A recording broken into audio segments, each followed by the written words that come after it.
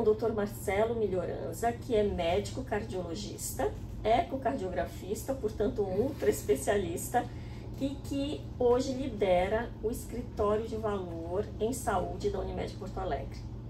E a primeira pergunta que eu tenho para você, como cardiologista também, é como você veio parar nessa posição, né? Um médico, para chegar a ser ecocardiografista, tem um tempo de formação muito grande, né? Residência, pós-graduação em eco, especialização, e aí eu encontro você no escritório de valor em saúde da Unimed Porto Alegre. Pois é, Márcia. A nossa jornada de vida às vezes tem umas ações curiosas que no primeiro momento não fazem muito sentido, mas ao decorrer da nossa jornada esses pontos começam a se ligar e fazer um sentido para a condução da nossa carreira em direção a um objetivo que nós começamos a enxergar. Meu primeiro contato com o VBHC já faz um bom tempo, foi em 2007, quando eu me deparei com um livro do Michael Porter.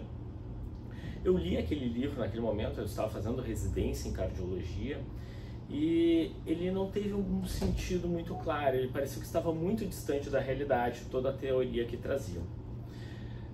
E eu continuei seguindo a minha formação em cardiologia, depois em imagem cardiovascular, fellow no exterior, mas pelo fato de eu ter sempre uma carreira acadêmica paralela, trabalhar com pesquisas, com bases de dados, registros clínicos, em 2016 eu fui inserido num projeto na Unimed de Saúde Populacional, onde pela primeira vez nós começamos a olhar toda a nossa base de dados da cooperativa e tentar enxergar e determinar os padrões demográficos e clínicos, epidemiológicos da nossa base de dados, dos nossos pacientes, e começar a tentar enxergar quais eram as condições de saúde que afetavam eles, começaram a segmentar eles por grau de complexidade de saúde, para então começar a desenvolver projetos de prevenção, modelos preditivos e até mesmo linhas de cuidado. E aí, em 2019, a Unimed começou com um projeto estratégico de modelos assistenciais, muito baseado nesses dados que foram levantados ao longo desses anos através do projeto de saúde populacional. No primeiro momento, a gente enxergava o que já tinha acontecido com o paciente. Depois, nós passamos a tentar ver em tempo real o que estava acontecendo e tentar ajudar no tratamento dele em linhas de cuidado. E o amadurecimento disso, através de enxergar as necessidades e o que realmente entregava valor ao paciente, as dificuldades que nós tínhamos de obter resultados assistenciais adequados para essas condições de saúde e o desperdício relacionados a cuidados não pertinentes, nos levou então a incorporar outras teorias, e aí veio a teoria de cuidado de saúde baseada em valor. Ela acabou se encaixando então com toda essa bagagem que eu vinha desenvolvendo já na minha carreira, né? E realmente eu enxerguei então a aplicação desse projeto e dessas teorias que no passado não faziam muito sentido, ficaram bem claras como algo para transformar o cuidado dos nossos pacientes, realmente agregar valor para eles e tentar um pouco resolver os problemas que nós temos enfrentado na área da saúde. Interessante, né? Porque você começa a se tornar um profissional bilíngue, né? Quando você começa a mexer para os dados e olhar para o dado de mundo real e pensar nas evidências, e você foi treinado em evidências, e você chega num determinado momento que você fala: eu preciso de uma estratégia para entender como eu atuo sobre esses dados, né? Então eu acho que esse olhar direcionado por dados é um terreno fértil para quem vem fazer VBHC. Exatamente, né? E principalmente para nós que trabalhamos, né, na parte clínica, assistencial, e nos sentimos muitas vezes impotentes para realmente entregar o melhor resultado para o paciente, né? Nós fazemos um trabalho de 1 a 1, né, um atendimento cada vez, tratar um paciente de cada vez, mas via que esse trabalho era quase enxugar um gelo, porque na verdade o problema da saúde ele é muito maior, né?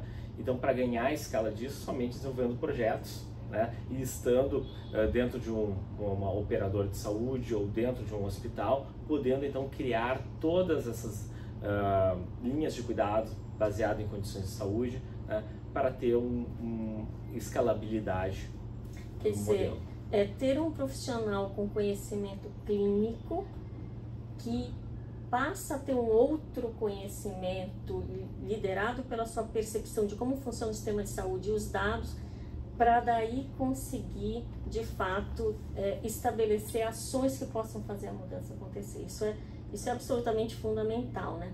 E a gente sabe que tem 3 pilares importantes dentro do escritório de valor, né? Tem o pilar ali da geração e difusão de conhecimento, que é fundamental, talvez seja o primeiro deles.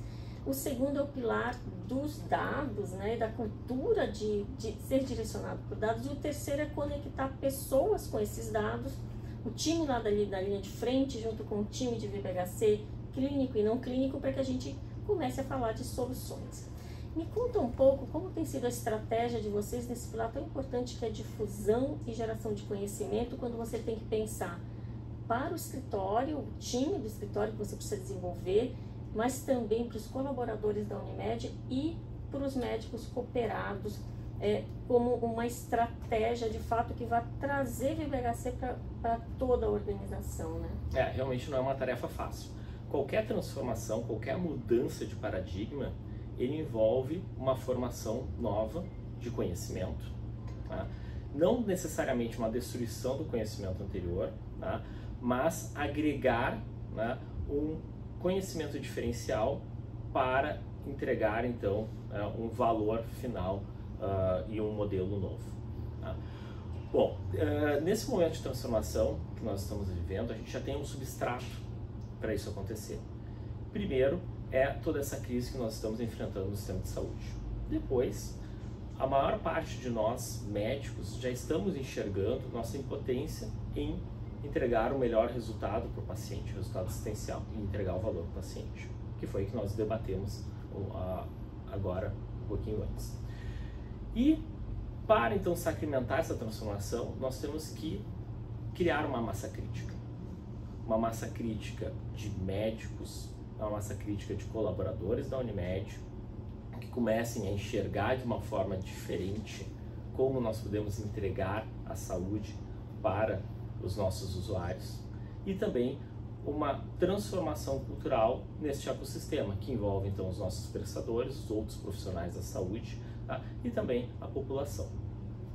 Nós iniciamos então esse trabalho, primeiro formando, né, e capacitando o nosso time, que ele vai ter um papel cerne na disseminação desse conhecimento nesses âmbitos que nós comentamos.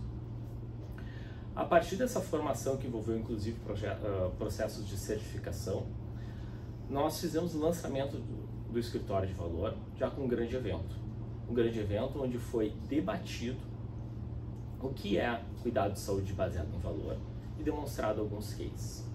Esse evento foi aberto então à nossa comunidade de médicos cooperados e aos prestadores da Unimed Porto Alegre. Posteriormente, nós fizemos alguns webinars com os colaboradores para disseminar o conhecimento dentro de casa. E nós estamos elaborando agora uma trilha de conhecimento, onde nós vamos ter alguns módulos de EAD para disseminar esse conhecimento entre os médicos cooperados e também uma educação continuada com os nossos colaboradores.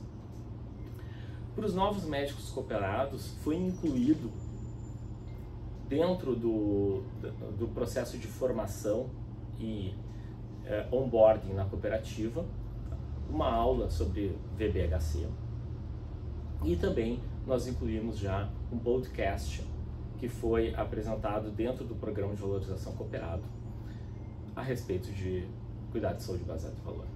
Excelente. Então, é uma estratégia realmente que tem que ser pensada para os diferentes públicos, né? E qual a importância para vocês de fazer uma certificação em VBHC, né? Vocês fizeram um investimento nisso, né, para treinar várias pessoas, mas buscar a certificação Yellow Belt, Green Belt, qual é, na opinião de vocês, o benefício dessa certificação?